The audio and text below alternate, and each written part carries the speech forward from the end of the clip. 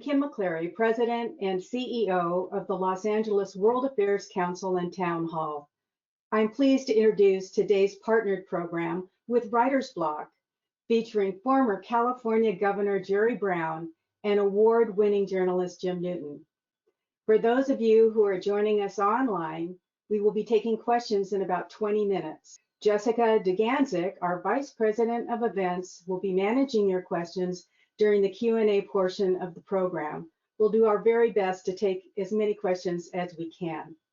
It is now my great pleasure to introduce Andrea Grossman, founder and CEO of Writer's Bloc. Andrea, we're so honored to be partnering with you on today's very special program. So it's time for me to turn it over to you. Thank you so much. Thank you. Thank you, Kim, and thanks to the LA World Affairs Council for inviting Writer's Bloc to co-host this event with Jim Newton and Governor Brown, and for asking Writer's Bloc on our first ever date with a digital event. I urge you to purchase a copy of former LA Times Pulitzer Prize-winning journalist and editor Jim Newton's Man of Tomorrow, The Relentless Life of Jerry Brown. It's such a great biography of one of California's true visionaries, one of our most extraordinary leaders. Man of Tomorrow captures Jerry Brown's vision for California, his ambition, and his profound moral grounding. Brown's decisions have always been guided by his activist principles, notwithstanding his respect for tradition, and in his passionate faith in California's potential. Jim Newton explores the complexity of Brown's unconventional and sometimes eccentric personal and political instincts, and we're reminded of the governor's independence from party politics. What drove him was his notion, at once fiscally pragmatic and idealistic, of what California should look like down the road. His impact on the National Democratic Party is incalculably immense, from immigration to climate change, and he makes me extraordinarily proud to be a Californian. Thank you all for joining us. Find the links on our websites to buy Man of Tomorrow. I'm so delighted to introduce you to Jim Newton and former Governor Jerry Brown. Well, good morning, everyone. Are you there, Governor?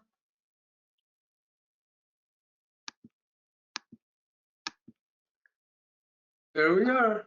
There you are. Wonderful. Well, listen, I want to just begin by thanking all of you for participating. Kim, Andrea, thank you for all you've done to pull this off with your respective staffs. I'm really, really grateful. I also wanted to say we have a lot of interest in today's event, for which I'm also very grateful.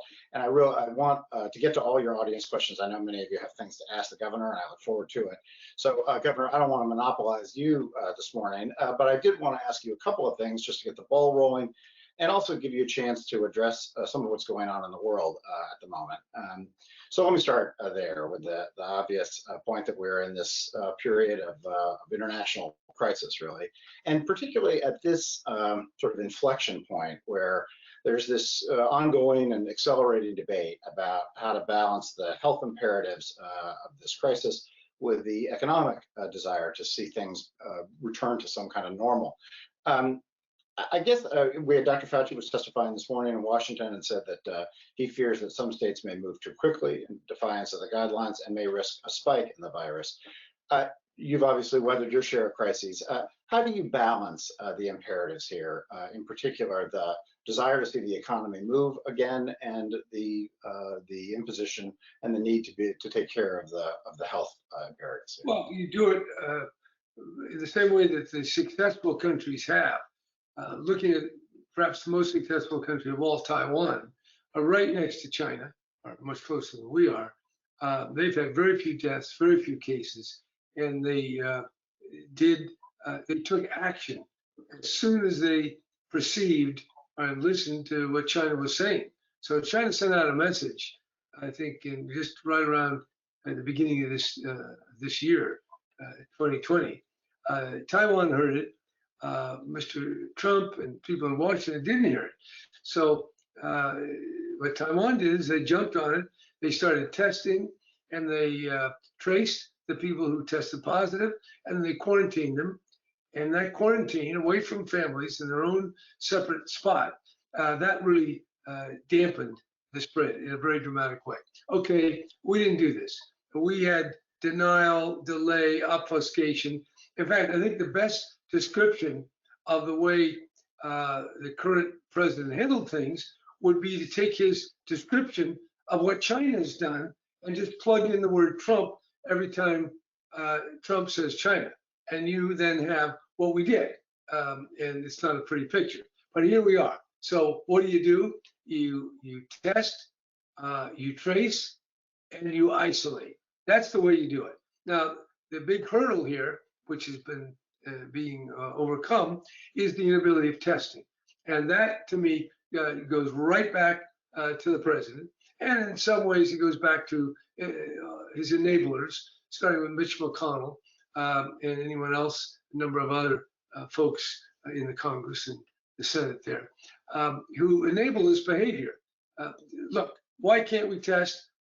Because the federal government has not used the powers that it has to mobilize industry to make the tests. And nobody can tell me that South Korea can make tests, or China, or someone else than America. This is a great manufacturing powerhouse. We're a great biotech, innovative powerhouse as well. So the fact that we don't have the tests we need, not by the hundreds of thousands, but by the tens of millions every day, is leading to the problem where we're now at. It's getting better. It's getting better too slowly, but over the next couple of months, we will have enough tests if we get enough people to trace, and then if we're willing to isolate people from their families. Because one of the biggest causes of spread in Wuhan was the isolation at home and the spread in families. So it's pretty simple. You test in massive numbers. California's doing maybe 30,000 now. It's got to ramp up to several 100,000 if you want to really be careful. If you want to open the schools, you better test a lot of these kids. Otherwise, you're not going to know. So there's no conflict between an energetic, creative testing program with tracing and quarantining and open the economy. The longer you wait, the harder it is, the more people who get sick, suffer, and die. That's where we are. And we can't just look backwards, we got to look forward. And the forward is, first of all, the Congress should be demanding, because Trump's not doing it himself, that they mobilize the industry. Now, the industry is doing something, but you can't leave the fragmented decision-making of all these different people. I think back to Roosevelt on some day in 1941, he said, no more private cars. America's making tanks, planes, and Liberty ships. And that's exactly what happened. And you could put out planes in a matter of days, and ships the same thing. So why can't we put out tests? It's been several months. So we're going to get there, but we're going to get there over a lot of suffering and a lot of death that is totally needless. And it all goes back to Washington, in my opinion. So as we sit here today, there's this question of whether to open certain parts of California. Say you live in a rural part of California. If you were told that restaurants or retail stores were open in Williams, would you go shopping or out to eat tonight? Well, shopping, yes, with a mask and quickly, but not a restaurant. Now, this particular county that I'm in has only had 3 reported cases, no deaths. But nevertheless, whatever the governor and the president say, as long as the virus is circulating, being in an enclosed structure with many other people is not wise, particularly if you're over 65. So no, I think people who are more vulnerable are not going to buy into any group encounter, whether it's a sporting event, a movie theater, a hotel, or a restaurant. Now, going to a hardware store, going to a restaurant, something like that, yeah, that'll happen. But there you have a mask, you do it quickly, you're separated, and the store and the employees are all working to assure maximum safety. So the opening will be determined by the governor, mostly by the president, I would say, but in the final analysis, millions and millions of Americans are going to decide for themselves. So some, perhaps the young, being more exuberant, more risk-taking, yeah, they'll be out and about as they are right now. You see that in beaches and different parts of the country. But for those who have a more cautious bent, based on their own particular reality or just based on their judgment of risk reward, I would say it's going to be a slow move without a dramatically and radically increased testing regime. One of the questions that's going to play out over the coming months is going to be recovery, obviously. You, as has been widely noted, left the state of California with a large surplus, which is unfortunately going to go be eaten up fairly quickly right now. Now the question becomes federal aid and recovery. One of the things Donald Trump has said is that he would like to condition federal aid on certain policies in states, that for instance, the federal government might withhold aid from states that have sanctuary policies for illegal immigrants. What do you think about linking aid to other policies, and what's the role of the federal government in aiding states in this crisis?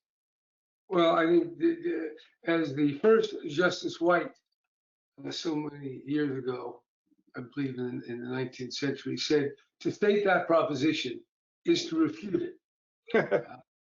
And I say that because if you want to return the country to vigorous activity, you don't go around and say, well, California, I don't like what you're doing, or New York, I don't like your politics, or Oregon or Washington. You need the whole country back. You need us unified, and you need to follow the spirit of Roosevelt. What did Roosevelt say? He's going to try something. And if it didn't work, he'll try something else. What did he call it? Bold, persistent experimentation.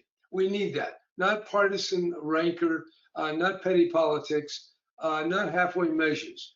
To get this economy going with so many people sequestered at home requires massive federal spending and investment for two clear objectives. One, to supply the purchasing power that millions of Americans no longer have. They need that for their families, for themselves, for their food, for their basic sustenance. That's number one. Income maintenance. Number two, investment. Investment in infrastructure, whether it's roads and high-speed rail and highways, or extending the internet to rural areas, or schools, or community hospitals that are closing. There are trillions of dollars of good spendable projects. Now, why? Very simply, the economy is a function of supply and demand. Demand has collapsed because of the virus. That demand is the basis of an economy. You need to have supply, but you have to have somebody seeking the supply, paying for it. 70% of the American demand is from consumers. Many of those consumers are not exercising their capacity. Therefore, the federal government must come in and supply that. So I would call this really a Rooseveltian moment, and it ought to take into account all the problems that we have, whether it's the maldistribution of income and opportunity, whether it's the impending challenge of climate disruption. All these things are on the table. Unfortunately, if we can't do them right in more calmer days, it's going to be very difficult. So there we are in the campaign. There we are with a country that has to step up, starting with the president and going down. And there is some cooperation. We're getting more testing. Even California and President Trump are cooperating in some ways. But we need something much bigger. Even Roosevelt did not rise to the occasion at the level that the economy required. We know that there was still, in the late 30s, a second wave of unemployment came back, and the recession intensified, and it wasn't until World War II, with mass mobilization of the entire economy for war material and soldiers being hired, that we really got the economy going. That is what is now required. What Roosevelt did in the early 30s and what Roosevelt did in the late 30s and early 40s, but hopefully, certainly not a war, but a domestic campaign, intervention, mobilization of the very best that America stands for. Anything less than that is a muddle, and we're going to kind of stop and start and go along. And while it isn't entirely predictable, the odds are it will not be pretty. You talk about this as a Rooseveltian moment. Do you have any reason to believe that Trump is capable of a Rooseveltian moment? Well, since he's so changeable, I don't put anything past him, but I don't know. It doesn't look that likely because, first of all, not only he, but his base, so-called, has a quasi-theological belief in this thing they call the market. And the market, as its most fervent acolytes say, does not like or does not function well if there's interference and if there's more than a minimal role for the state.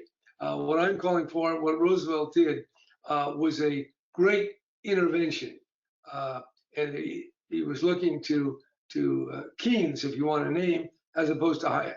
And right now we're more on the Hayek realm than we are in the Keynesian. And I think that will cause us great heartache and heartburn in the months ahead.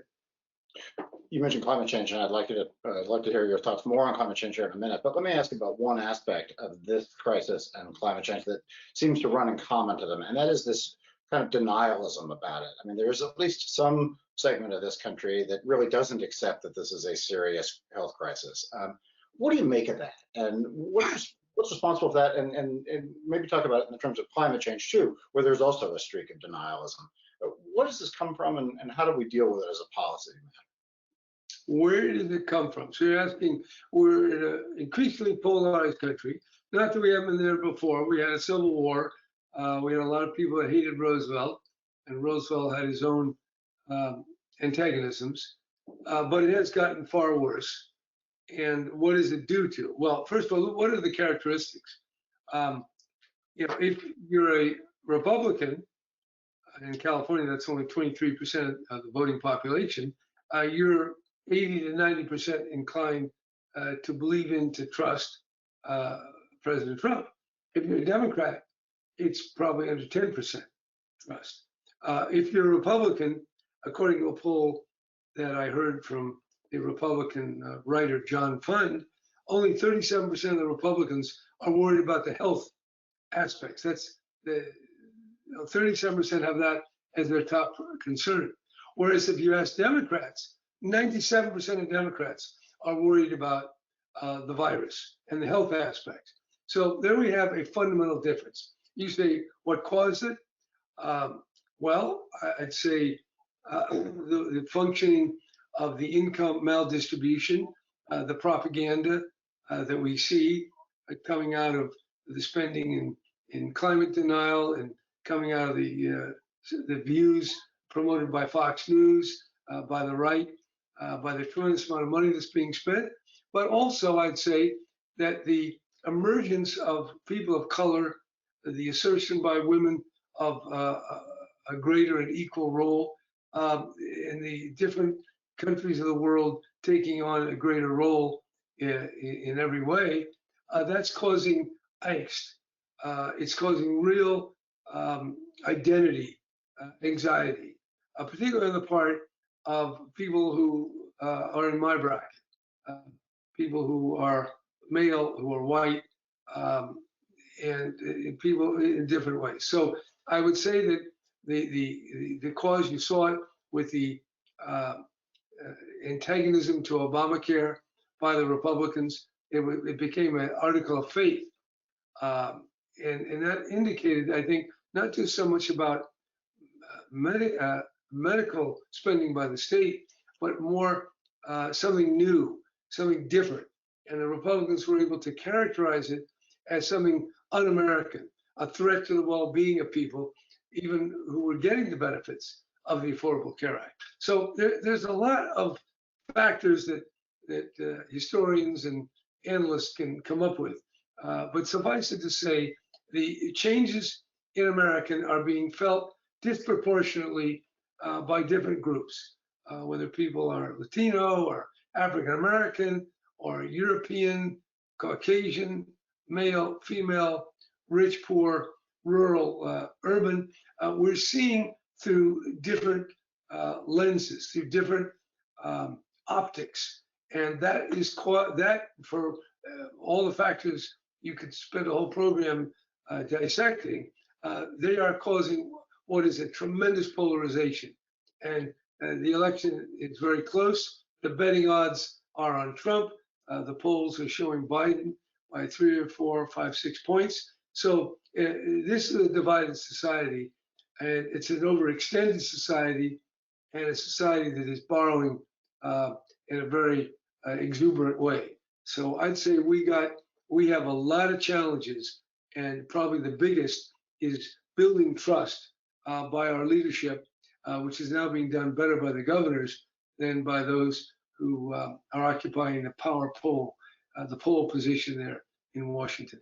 Mm-hmm. I mean, there's polarization, obviously, is not, as you say, good. Certainly the Civil War and beyond.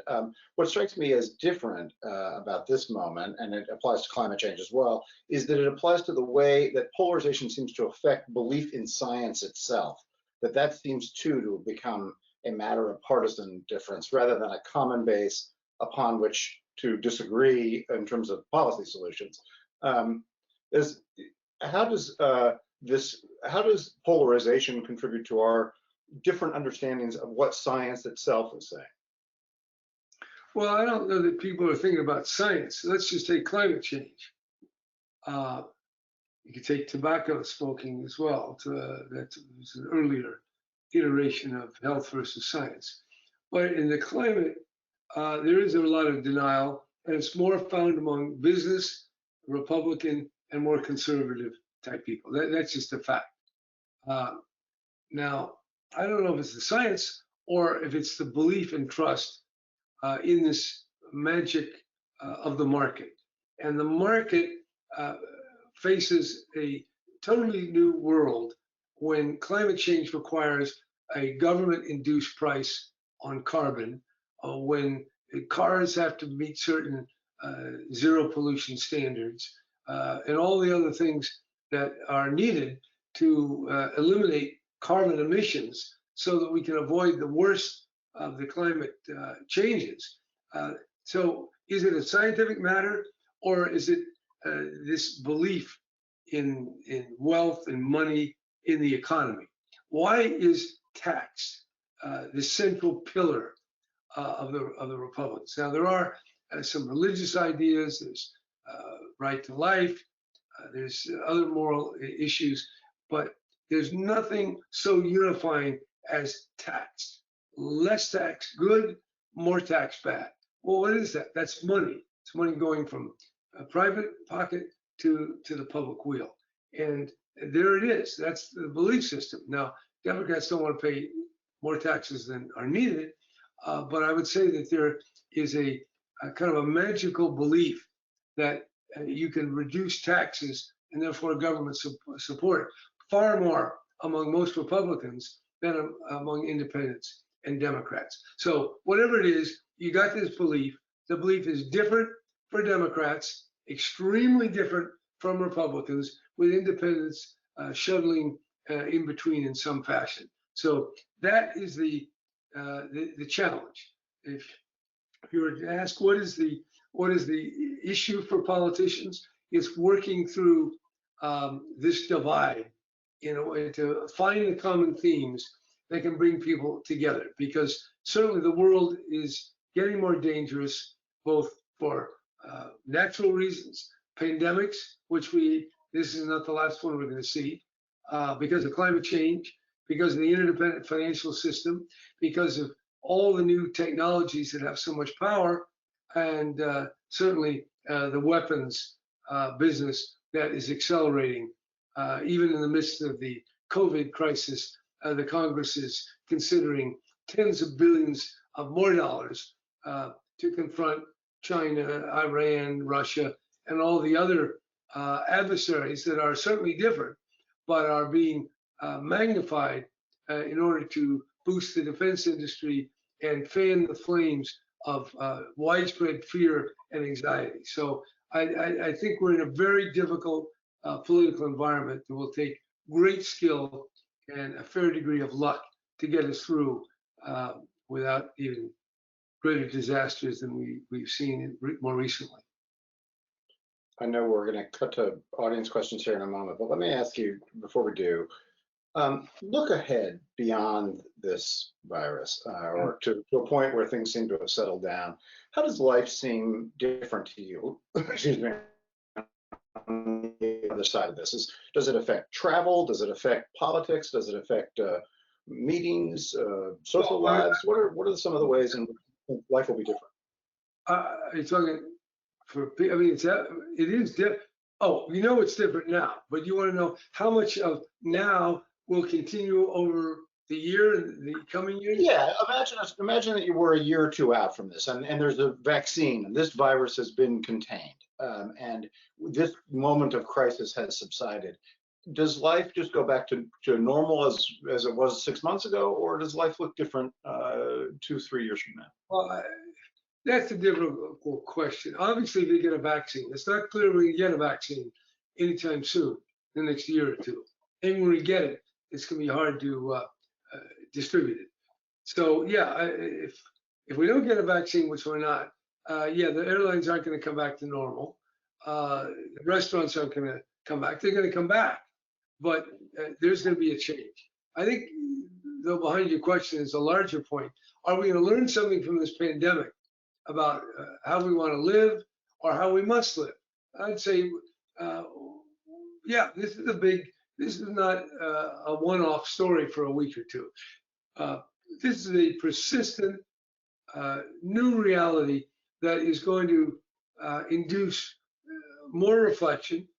People, I think, will probably spend more time at home cooking and sharing meals with their family and friends than they have heretofore. Remember, it wasn't that long ago. I mean, when I grew up in a middle-class family, maybe you might say it's a little better than that. My father was a lawyer and then the elected district attorney of San Francisco. We might have gone out to dinner once or twice a year. Now, if my memory may not serve me right, maybe it's a few more times, but nothing like what is standard practice. So, and the trips, I mean, I never went to Europe till I was in law school. And yet today, many families of middle class and above are flying all over the world. So things have not been the same as they have been the last decade or two. So they will change. And I think there can be some good out of that. But mostly, I think what I'd like to see the society learn is that when you see a threat, you've got to take it seriously. Taiwan responded because they acted on a small amount of information, but they can infer that this pandemic would spread if they didn't take very drastic action. On the part of Italy and many European countries and the United States, we didn't want to act. We wanted more certitude. Well, there are going to be more pandemics. We have things like the danger of war. Can the United States make China an enemy, a more hostile, more hated enemy month after month without having a war? Can we do that? I have my doubts. I think we're going to have to learn from the pandemic that you must take danger seriously. You have to listen to science, and this is a world that is not me versus you. It's not this linear who's going up and who's going down. It's mutual. It's interdependent. The virus did not come from nationalism. It didn't come in the way that all politics is oriented. Winners and losers. We are on a planet, and we share among 7.7 billion people this atmosphere, the soil, all the human systems we created. And we have to find mutuality. We have to find commonality. It doesn't have to mean agree all the time. But just as in a war, people unify. In a crisis, they unify. Well, this is a crisis not of China versus America, but it is human beings who live in China and America and Russia and India And we're all facing some very common threats. Climate change would be another. And we've got to get emerge out of the win-win, you lose. We're number one. We're not going to let anybody be number two, to a world that is more collaborative. Now, that might sound like pie in the sky, but either we can adopt some form of a more shared world, more mutual sense, or as some people call win-win, or we really do face a heightened prospect of extinction, or at least many, many horrors beyond those which we're encountering today. It sounds a little like Schumacher, like small is beautiful. Well, I'm not saying small is beautiful. We need, we have Google, and we have high-speed rail, and we have airplanes and vaccines, and that's not as small as beautiful. I mean, there's 100 vaccine companies at it. I think what it is it's a recognition that we are not isolated, but that the air and the carbon emissions, the financial system, the germs and the viruses spread around the world, and we have to find the common way forward that would link Russia, China, the U.S., India, and Iran. And there are going to be big differences. It doesn't mean we can't coexist. In some ways, we coexisted with Russia, and we were at absolute antipathetic positions. World communism was going to dominate, or the freedom of the West. And somehow we avoided a nuclear war. We had a lot of conflict. We had a lot of skirmishes on the periphery. But we've got to find a way of containing the worst of our nationalistic senses, feelings, fears. If we don't, the world is small enough and dangerous enough that I would see a very dark future if we can't wake up and take this broader, what I call planetary realism. Look at the world from the totality, from the interdependency, the interacting, not from it's either us or them. In truth, China's economy, if it declines, it affects us. Same way our economy and the European economy, by declining, is hurting China.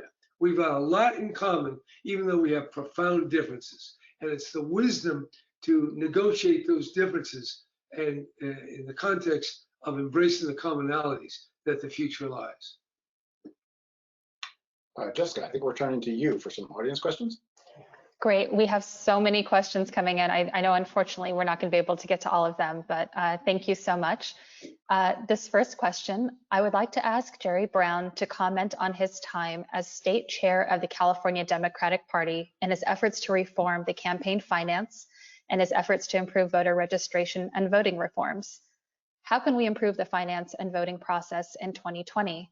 And she says she was fortunate enough to have the opportunity to meet and work with then Chairman Brown, and he inspired her to launch Rock the Vote in 1990. Okay, well, that's quite a talk, the reform of our whole election system, from how people pay for their communications, their ads, to how people vote. So that's a tall order. So I'm not going to spend too much time on my time as party chair. I did learn a lot. I saw the mechanics. That's a kind of a grounding experience for politicians that like to talk in more grand terms. When you're a party chair, you're talking mechanics, the nitty gritty there. So I got a real appreciation of hands-on. And I learned then that registering voters is not so easy. The Democrats were, I think, 9 percentage points separated from the Republicans. Now it's like 20 points. That happened not because just registration campaigns, but because of beliefs, political movements, and the different pathways that the two parties have taken. So voting is primarily a choice about futures, about candidates, about values. I think that's number one. The mechanics, California has done quite a lot. Same-day voting, mass absentee voting, those are motor voting in a way that really is motor voting. And that was mechanically extremely challenging. We rushed that along, we had problems, but they're now being ironed out. So the ability to vote has never been easier. So I think we've got that pretty well nailed. Getting the absentee ballot, that's good. And now that you can always take it in or show up at a ballot station not too far from where you live, all of that's good. Now, on the financing, that is more difficult. The Supreme Court, by their decision making, have said that speech in politics includes spending thousands or millions of dollars on TV ads or mail or billboards or some other kind of social media communication. All right, that being the case, there's no way to change that without a constitutional amendment, which I would say in my lifetime is totally impossible. So I would just take that off the table. So then there could be ways of making, through the Federal Communications Commission and Congress, to give major candidates an opportunity of free television, expose the candidates, and also by using the mail. I once proposed as Secretary of State that there be 5 one-hour debates provided by all television stations at the same time. That was before we had the many channels that we have today, and that the certain number of mailings be given to candidates to be able to mail to all the voters in various districts. None of those are perfect, and I'd say I know that there's too much money, but getting money out right now is very difficult. And I think the best, and right now the internet fundraising, whether it's Bernie Sanders or now Biden, Elizabeth Warren, they've shown it can be done. So I would just have to say the only viable political reform in the short term is leadership, imagination, eloquence, organizing. That's where we have to go. And there's no mechanical solution that we can see coming out of Sacramento or Washington anytime soon. Thank you so much. There seems to be a growing rift in the United States between the coastal states, especially California and New York, versus the central states. Do you see this rift growing or healing in the future if Donald Trump is reelected or not? Well, look, things have a tendency to move in a certain direction and then reverse. There's a certain pendulum in history. And I would say the pendulum toward division has gone very far. So as it gets further apart, as we get further apart, I think people of goodwill perceive that as a greater problem. Now, it doesn't appear that Mitch McConnell's perceiving that. I don't know that it appears that people on the left perhaps sense it as much as more eccentric politics, more people in the middle perceive it. But I think we do need a unifier. And I know we need polarization to activate the electorate, but in governing, we need someone who reaches beyond the particular issues that are currently the stuff of campaigning. And Donald Trump does de facto, as empirically demonstrated, wants to appeal to his base, and then by denigrating the opposition, weaken the enthusiasm and the actual voting of his opponent, and therefore with his base and a little bit of the independents, he slides in to the election like he did last time. I don't think that'll work this time, and I therefore conclude that we're going to see less polarization and more unity.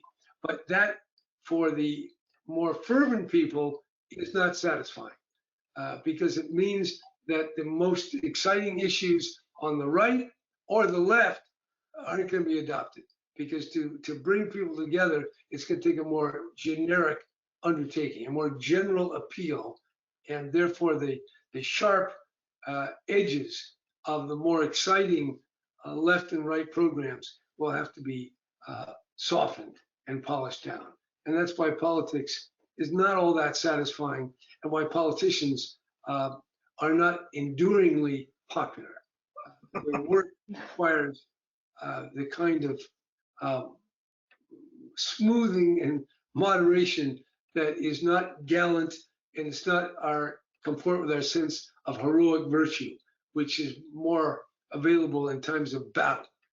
Unfortunately, if we have too many battles, particularly of a nuclear character, we will not have any gallantry or moderation. Thank you.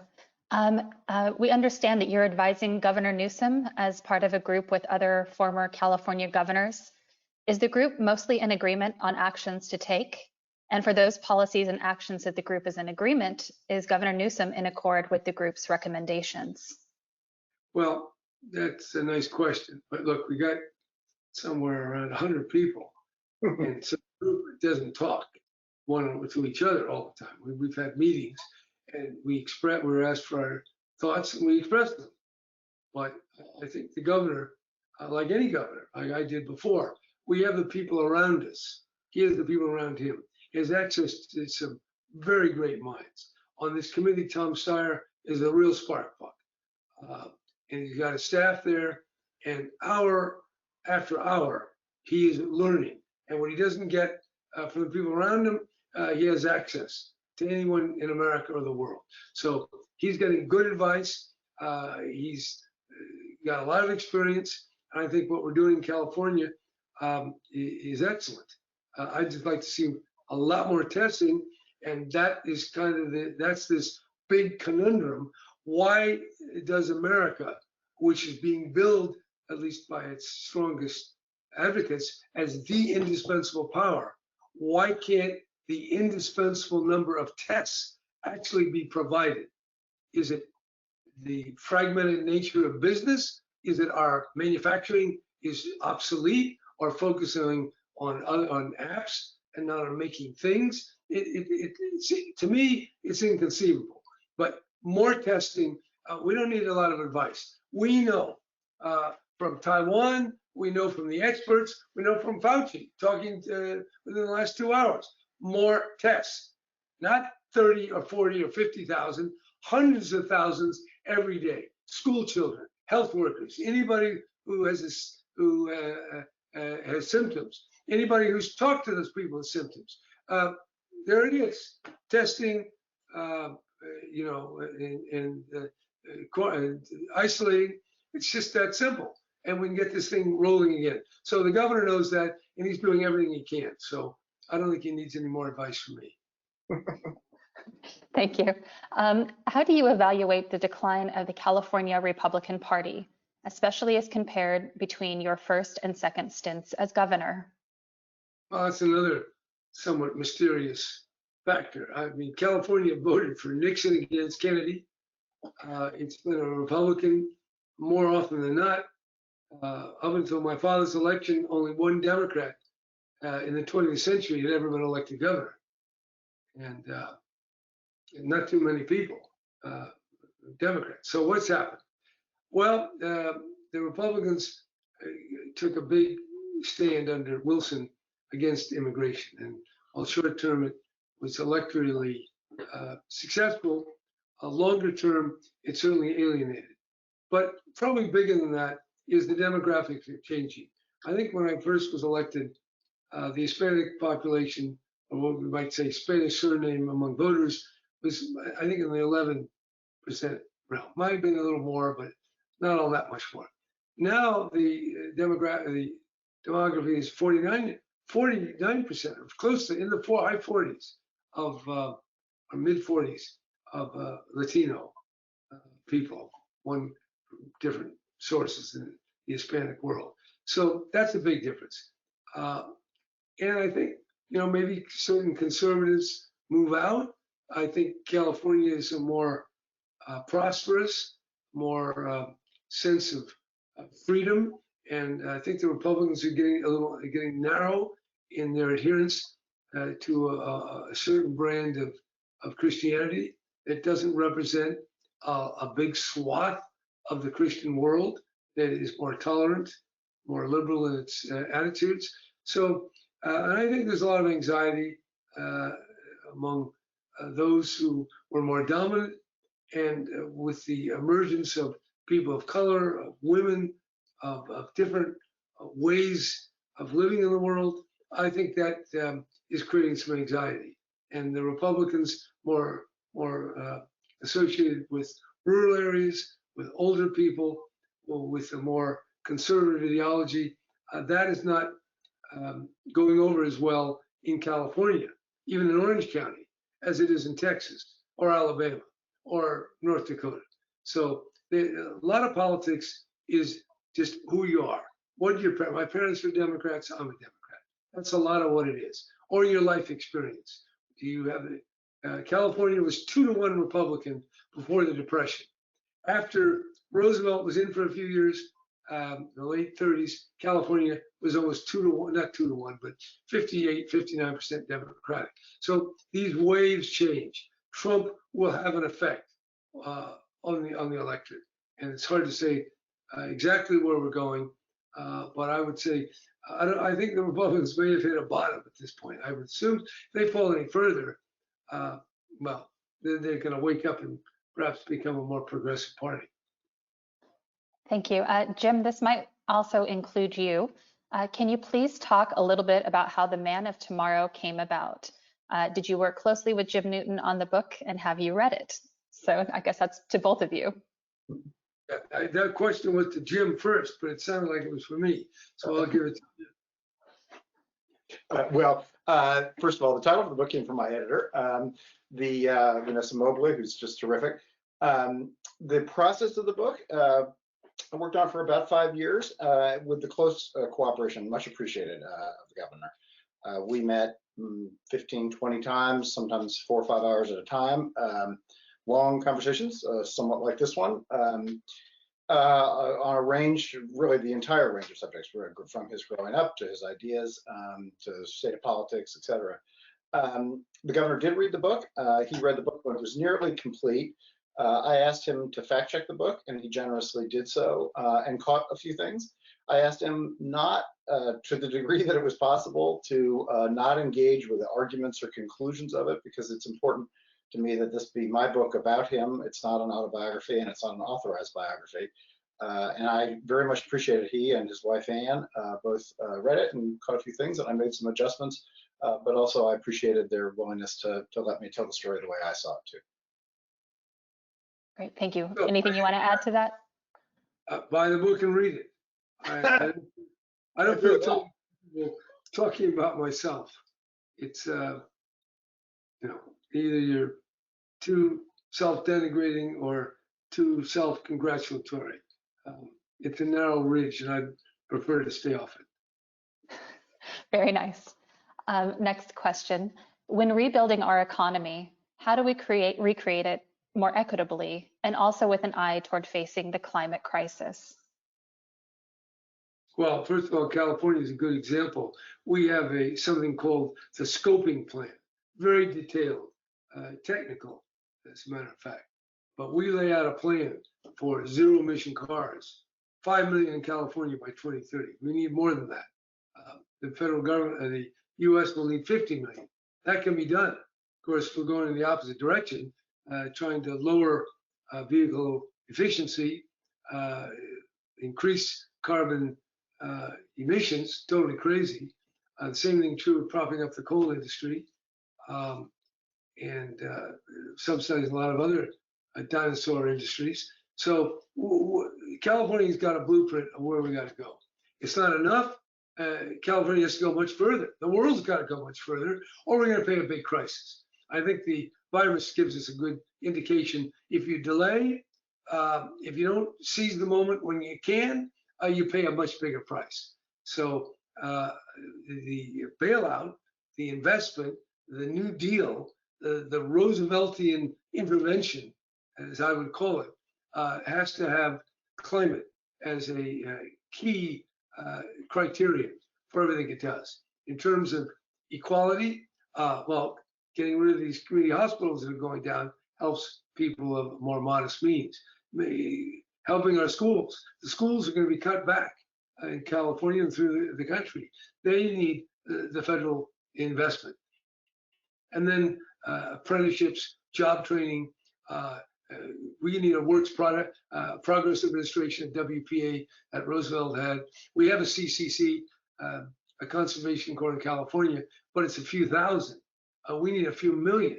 That's the way it was. And with young people facing prolonged unemployment, this is something we need. And with the college debt hangover, we need some relief there. So there are a lot of ideas.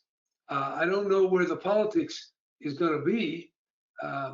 If the choice is Trump for another 4 years, I'd say we're going to go in the opposite direction, and all these problems, from my vantage point, are going to get much, much worse, dangerously so. If we go take another move toward an alternative to Trump, a Democrat, I think we have a real hope, but no guarantee. This is difficult. We've been moving in a direction that has not gone against the rising inequality, not anywhere near taking the climate crisis seriously enough, has not tempered the nuclear arms race, which is now accelerating at a new level, both against Russia, against China, against Iran, against anyone you can think of. 760 billion for hardware, nothing to do with getting the economy going, stopping the virus, testing, cures, vaccine, all the rest. Our priorities are very skewed in a very dangerous way. So I'd like to see all of that as part of this debate. This is going to be very strange during this virus time. But I would say America is in a testing period, and it's a very dangerous, difficult period. And I'm hopeful that the partisans can find their way through this jungle, and not just the presidential candidates, but the Congress, the Senate particularly, can rise to an occasion other than how many more judges can this group or that group get, because that's really kind of going downhill. We need to raise our hopes and our aspirations. Thank you. This next one says, I am a current undergraduate student at UCLA, and I worry about the historical trend in many states of both K through 12 and higher education support being cut in times of recession like the one we are about to enter.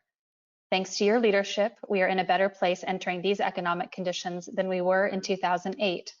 But how can we ensure that students like me continue to be supported during the rough road ahead, especially as it is even harder to afford school than before? Well, I'd say in the short term, California can be of great help. In the following year, it's going to take federal assistance. Without that, you're going to be facing real problems, I would say, both cost-wise and job-wise. And then finally, I think the university is going to have to deeply evaluate its whole cost structure and how it functions. It's got a business model that is doing a lot of things, but the cost of all those things is more than the state's probably going to give it, or the students ought to be required to pay. So I think I tried in meetings with the president of the university to open up new possibilities.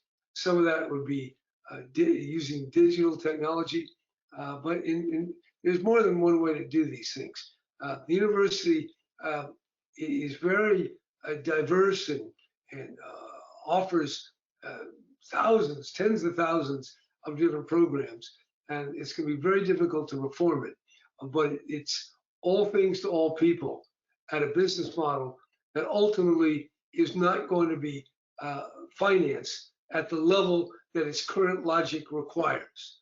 And it's either going to be more tuition, which is not good given the student debts, and it's going to be more money from the state, but the state's got to face kindergarten through 12. It has to face the Affordable Care Act. It has to face the drought. It has to face fires. So we're in what I once called an era of limits. And limits don't have to be harsh. They can be opportunities for creativity. There was a time in London, I'm told, around the turn of the century, that the manure on the streets was absolutely out of control. They didn't know what they were going to do about it. Well, they went from horses to cars.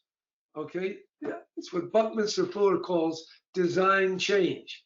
Well, we need a design change in our cars from carbon emitting to zero pollution.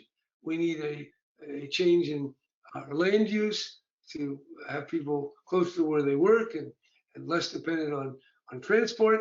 And we need to change the university from being an arms race of amenities to one that will be more limited, but also fully creative, doing the kind of research and increasingly growing.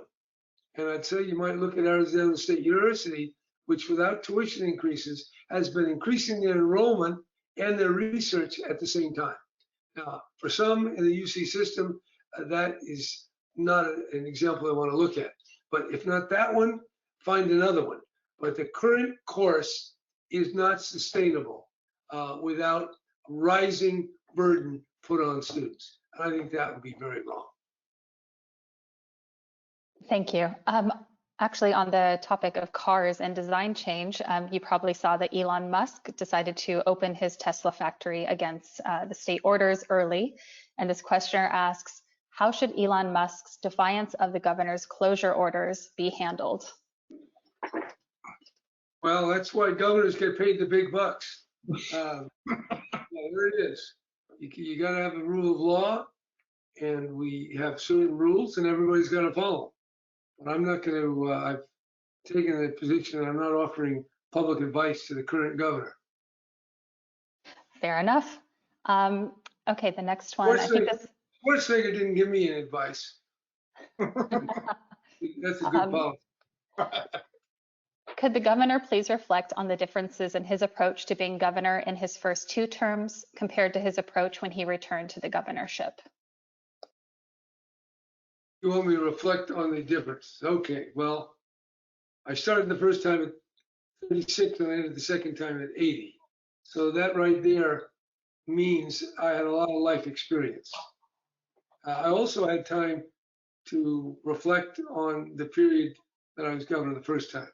So I would say I developed a greater insight into people just living, working, making mistakes, having successes, a variety. I mean, how many hundreds of people and incidents that I went through, that helped me size up situations quicker and I think more accurately. And that's true of people as well as situations. So I would say I was more prepared. Obviously, how many people get a do-over, get to do it for 8 years, then wait 28 years and do it again? That's extraordinary. So I had a much better feel for what I was doing. Also, I had a much more acute sense of the danger of climate change as well. I also had a sense, I didn't realize in 1975, we had the recession. We just come off the Arab oil embargo. The Vietnam War was stalemated. We eventually lost it, even though it's been denied by many, many people. And we also had Watergate. We had the Nixon failures and all that. So that was a time of, constraint, as I thought. And then all of a sudden, California exploded. Qualcomm came to be, Google, Facebook, Apple. These things didn't even, well, Apple, it was just, Steve Jobs was just in a backyard mode in 1974. So we did have an explosion in migration from Asia, from Mexico, from India, from all over the world. Silicon Valley came to be in its current sense. So all of that opened up technological possibilities that I didn't appreciate to the level that I did my second time around. So I both saw more clearly the genuine threat of climate change and also the possibilities of renewable energy, which seem a little more remote than they do today. They seem totally practical today. And the technological prowess, which we're calling on for the vaccine. Technology is both the danger through nuclear, through bioterrorism, through germs or viruses escaping national laboratories, but it's also the source of many of the responses we need to make. Thank you so much. And this will be our final question. We went right up to the bell. So how do you maintain hope for our society, given the divisiveness and tribalism that has infected our politics and society as a whole? You're asking me how I'm very exuberant. I'm not going to use the word optimist or pessimist. Life is very rich, it's very full.